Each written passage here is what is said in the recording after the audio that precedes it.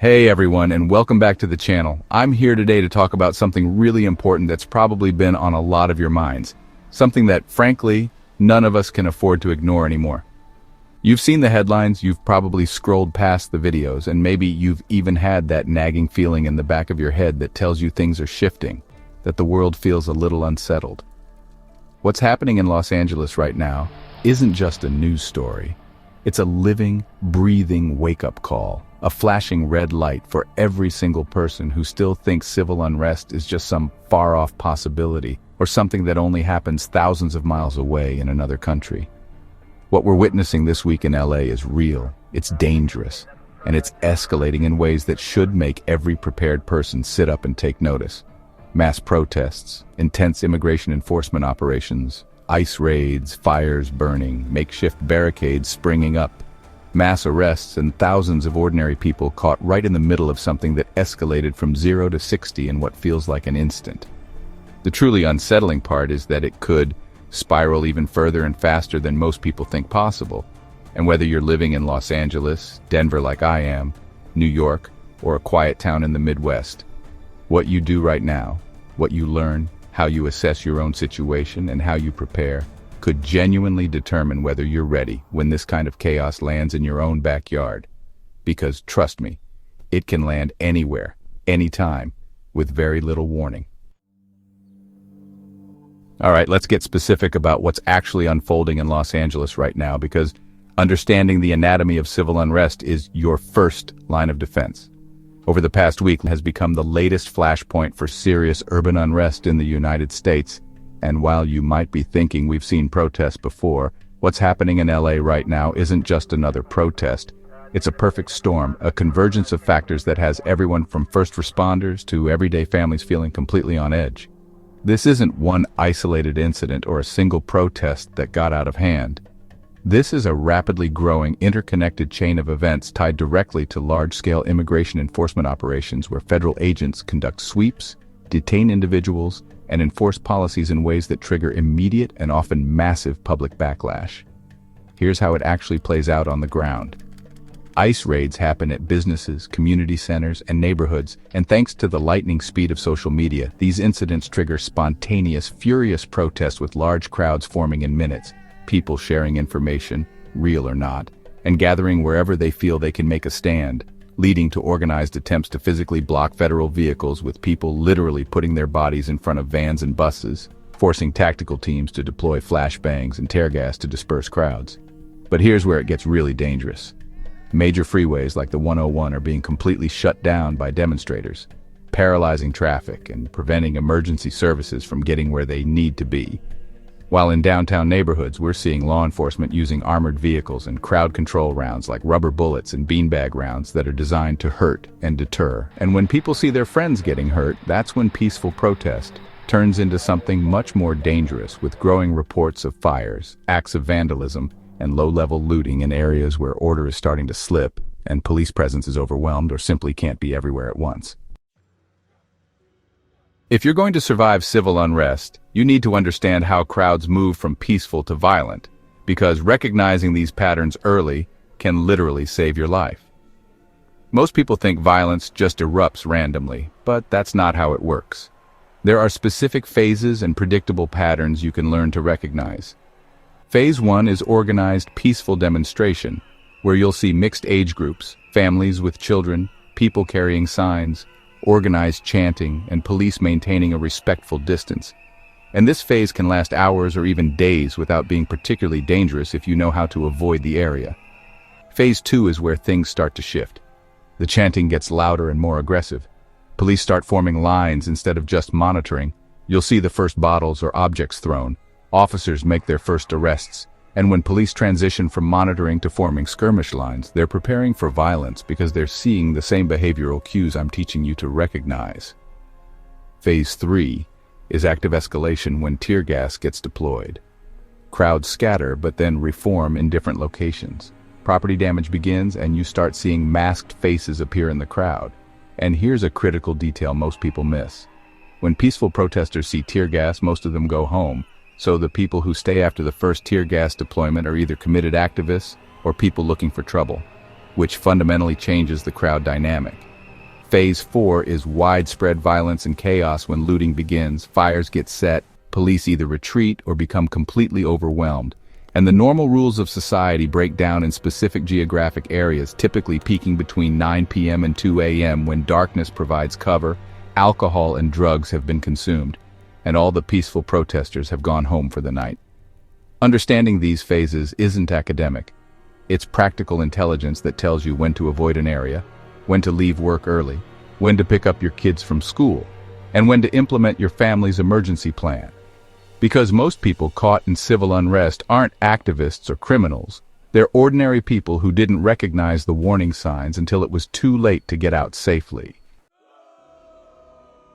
Your survival during civil unrest depends heavily on information, knowing what's happening, where it's happening, and what's likely to happen next. But here's the problem. Mainstream news is often hours behind real events. Social media is full of rumors and misinformation.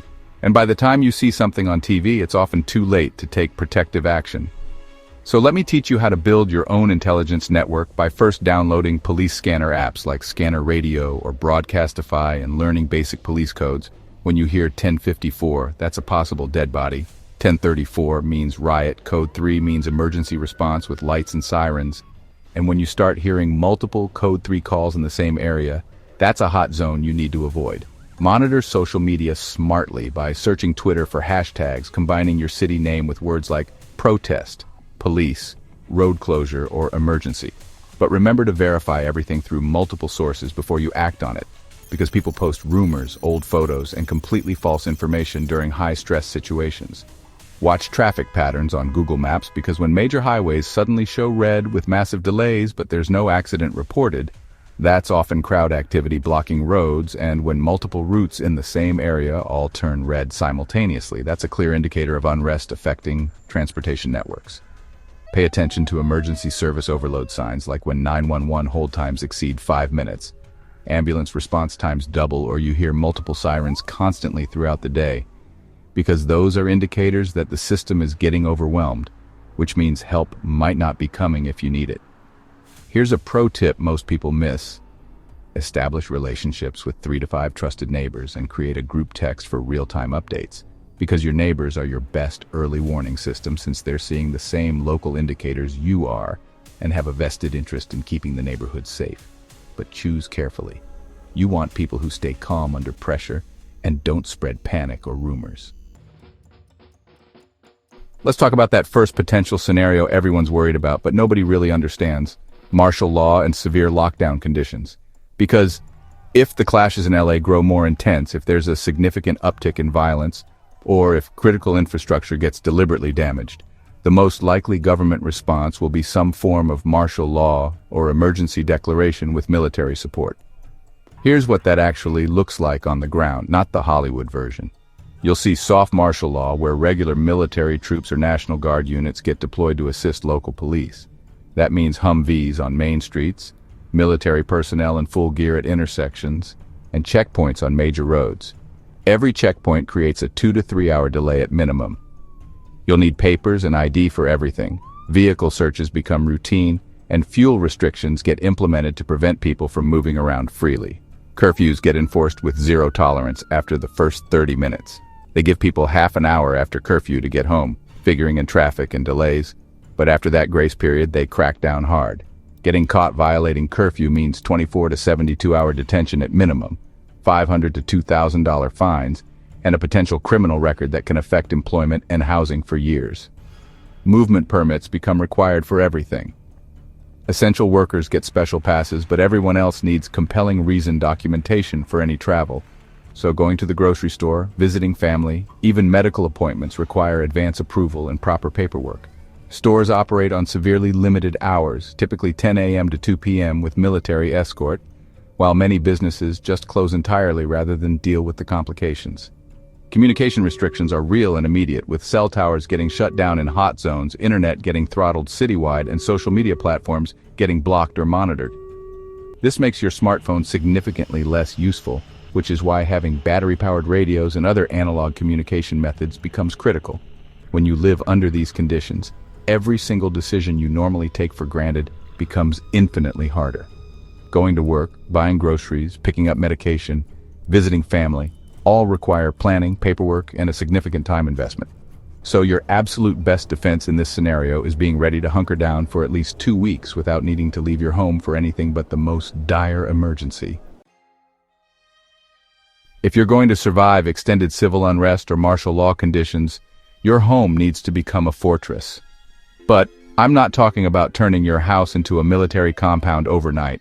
I'm talking about smart, practical measures that dramatically improve your security without advertising to the world that you're prepared. Let's start with your perimeter by walking around your property right now and identifying weak points like unlocked gates, ground floor windows without protection, hiding spots where someone could approach your house unseen, and areas where your exterior lighting creates blind spots. Most homes have multiple security vulnerabilities that take 5 minutes to identify and less than a day to fix. Window protection is critical because windows are both the most vulnerable entry point and the most likely target for thrown objects during unrest. So 3M security film costs about $3 to $5 per square foot and can be installed in 30 minutes per window. It won't stop a determined intruder, but it will stop thrown rocks, bottles, and casual break-in attempts. For high-risk situations, combine security film with plywood backing to stop both impact and visibility into your home. Door hardening is your next priority since most doors are secured with 1-inch screws that will fail under moderate pressure. So, replace those screws in your hinges and strike plates with 3-inch deck screws and install door jamb reinforcement plates that cost $15 to $30 each and can be installed in under an hour, but will prevent most forced entry attempts. Lighting strategy is about eliminating blind spots, not just adding more lights. You want motion-activated lights that create overlapping fields of coverage with no dark corners where someone can approach unseen. But here's the critical part. Your lights should illuminate potential approach routes, not your windows, because you want to see threats coming without silhouetting yourself for anyone watching your house. Noise discipline becomes critical during high-tension periods. So, practice moving quietly through your house. Teach family members to avoid slamming doors or having loud conversations. Keep TV volume at whisper levels, and use blackout curtains to prevent light from advertising your presence. Because the goal is to be a gray house, nothing special, nothing worth targeting, nothing that draws attention. Here's a scenario that doesn't get enough attention, but is absolutely critical to understand. What happens when civil unrest doesn't lead to martial law, but instead creates a slow-motion collapse of the systems we depend on every day? Even limited protests, even a few scattered fires or skirmishes can start stacking up pressure on everything from traffic flow to daily deliveries to emergency response times. When you add in things like burned-out vehicles blocking streets, looted businesses that can't reopen, major roads being blocked for extended periods, and the psychological strain on everyone from power company workers to grocery store clerks, it doesn't take much to knock over the first domino in a long line of failures. Imagine what happens if just one critical electrical substation gets damaged during protests, or if a major distribution warehouse for food or essential goods has to shut down due to security concerns, or if a big freeway stays closed for too long, preventing trucks from moving goods efficiently.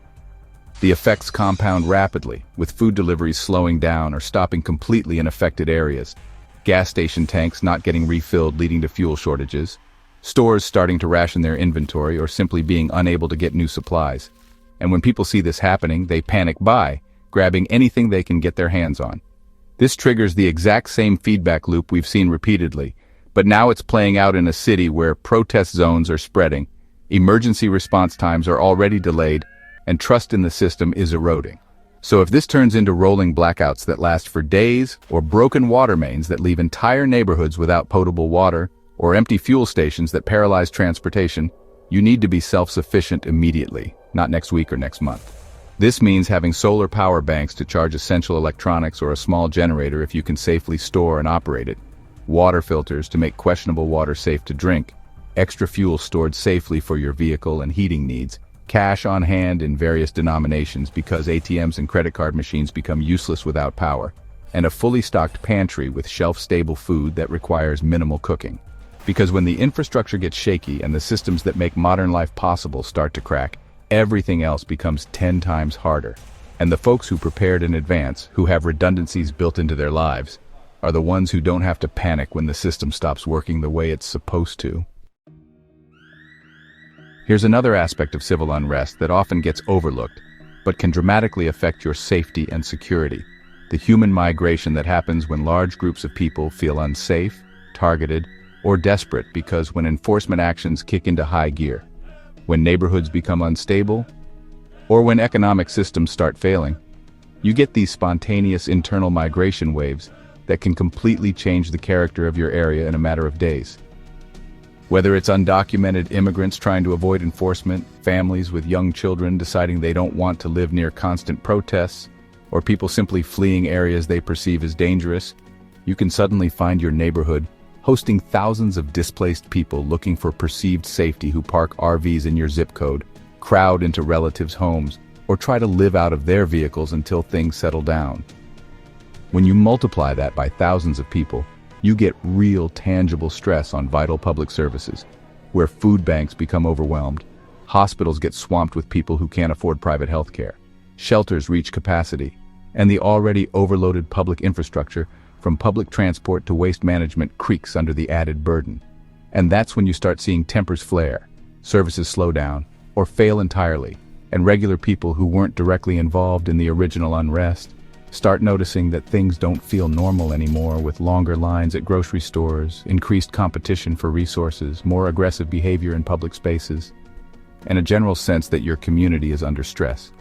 This is where your personal security awareness becomes critical, because while you might want to help people in genuine need, and there's nothing wrong with extending a hand to folks you genuinely trust, you need to keep your own preparations secure and private by not advertising your supplies, not discussing your movement plans with neighbors you don't know well, and being very careful about who you invite into your security perimeter. Keep your ears open for changes in your immediate environment, like increased petty crime, confrontations over resources, or shifts in the neighborhood vibe that don't feel right, because your safety and your family's well-being are your top priority. And sometimes being a good neighbor means being a prepared neighbor who can help from a position of strength, not a desperate neighbor competing for scarce resources. This is the scenario everyone hopes to avoid but needs to understand: full-blown urban warfare and widespread street-level violence.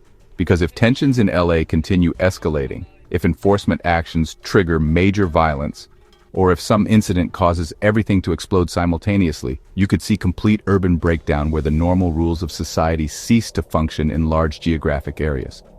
When this happens, law enforcement, no matter how well-funded or dedicated, simply cannot be everywhere at once. So, response times for police, fire, and medical services go from minutes to hours. Or in some cases, emergency services just stop responding to certain areas entirely, leaving you with entire neighborhoods where looting, arson, and targeted attacks occur without any immediate consequences. And the only thing that matters is how fast you can secure your position and protect your family. This is where your home defense setup becomes life or death critical. Not turning your house into a bunker with sandbags and razor wire, but practical measures that give you significant advantages over unprepared threats, like strong doors with proper reinforcement, security film on windows, motion-activated perimeter lighting, and good sight lines from your house to potential approach routes. While your ability to move without being detected becomes absolutely crucial through understanding how to use darkness and shadows, how to move quietly through your neighborhood, how to avoid drawing attention to yourself or your family, and how to navigate around dangerous areas without advertising your route or destination. If you have to evacuate because your area becomes genuinely untenable, your bug-out bag needs to be packed with real-world gear, not gimmicks or luxury items, comfortable walking shoes that you've actually broken in, basic first aid supplies you know how to use, water purification tablets or a reliable filter, high-calorie food that doesn't require cooking, a small blanket or emergency bivvy, a battery-powered radio, and some way to signal for help if needed. While your primary evacuation routes need to be memorized, not just programmed into GPS that might not work when you need it most. Your vehicle needs to be fueled and ready to go without requiring a gas station stop. And most importantly, every single person in your family needs to know the plan: where to go, what to do, and how to communicate if you get separated. In full-blown chaos, you don't get second chances, you don't get time to figure things out on the fly, and you don't get help from authorities who are overwhelmed or simply not available. So it's about speed, stealth, solid preparation, and the ability to make life or death decisions under extreme pressure. All right, I know that sounds overwhelming, but here's the good news. You don't need years of experience or a massive budget to dramatically improve your family's safety in the next 72 hours, because most people can implement 80% of effective civil unrest preparation in 3 days if they focus on the right priorities. Your first priority is situational awareness and intelligence gathering. So download police scanner apps right now and spend 30 minutes learning how they work. Set up Google Alerts for your city name combined with terms like protest, emergency, and road closure. Create or join neighborhood social media groups where people share real-time information. Establish contact with 3 to 5 trusted neighbors, and create a group text for local updates, because this entire intelligence network can be operational in under 2 hours. Next, secure your immediate environment by doing a 15-minute security walk around your property and identifying the top 3 vulnerabilities, which for most homes is unsecured windows, weak doors, and blind spots in exterior lighting. Then budget $200 to $300 for security film, door reinforcement hardware, and additional motion lights that can be completed in 1 weekend and will stop 90% of opportunistic threats. Then focus on your essential supplies by getting water, food, power, and communications that work independently of the normal infrastructure. 1 gallon of water per person per day for 2 weeks, stored in multiple containers throughout your house, non-perishable, easy-to-prepare food that your family actually eats without buying survival food you've never tried, a battery-powered or hand-crank radio for emergency broadcasts, power banks for phones and small electronics, preferably with solar charging capability, and basic first aid supplies plus any prescription medications your family needs. Finally, develop your movement and evacuation plans by identifying 3 different routes out of your neighborhood that avoid highways and major roads. Practice driving these routes at different times of day to understand traffic patterns and potential choke points. Pack bug-out bags for every family member with 72 hours of supplies stored where you can grab them in under 5 minutes. And choose a rally point outside your immediate area where family members can meet if you get separated. Most importantly, conduct a family drill by picking a random evening and practicing your lockdown procedures, securing the house, gathering in your safe room, communicating without cell phones, and moving through your house quietly in darkness. Then practice your evacuation by grabbing bags, getting to vehicles, and leaving the area quickly, because the first time will be chaotic and take way too long. But after 3 or 4 drills, your family will be able to execute either plan smoothly under pressure. And this isn't about becoming paranoid or living in fear. It's about developing practical skills and resources that let you respond effectively when normal systems fail. Because the time to figure this out is now, when you can think clearly and plan carefully. Not when sirens are wailing outside your window and you have minutes to make decisions that could affect your family's safety for weeks or months. Look, nobody knows for sure where this Los Angeles situation is going. It might calm down, tensions might ease, and life might slowly return to normal. Or it might be the beginning of something bigger. A pattern we see in city after city as social and economic pressures build and political divisions deepen. But that uncertainty is exactly why preparation isn't optional anymore. When systems start shaking, when the lines between legitimate protest and dangerous chaos get blurry, your only reliable defense is self-reliance, local awareness, and the ability to adapt quickly to changing conditions. And I'm not here to spread fear. I'm here to spread readiness, to remind you that the signs are all around us, and that you still have time to take meaningful action, while others are waiting for someone else to fix the problem.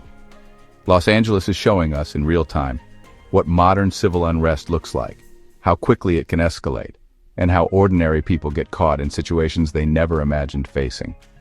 But it's also showing us the window we still have to get ahead of these events, to prepare our families, secure our homes, and develop the skills we need to navigate dangerous times successfully. The choice is yours. You can hope these problems stay far away from your community, or you can take responsibility for your family's safety and start building real resilience right now. Because when chaos comes, and history suggests it will come, the people who prepared in advance, who took action when they had time to think and plan, are the ones who protect what matters most. That's it for this one, folks. This was heavy material, but incredibly important. So if this video helped you understand what's really happening and what you need to do about it, then please hit that subscribe button, share this with people who need to hear it, and leave a comment below with your thoughts or questions. But most importantly, don't just watch and forget. Take action, because your family's safety might depend on what you do in the next 72 hours. And I'll see you in the next one, where we'll dive deeper into specific home defense tactics and advanced preparation strategies. But until then, stay alert, stay prepared, and stay safe. We're in this together.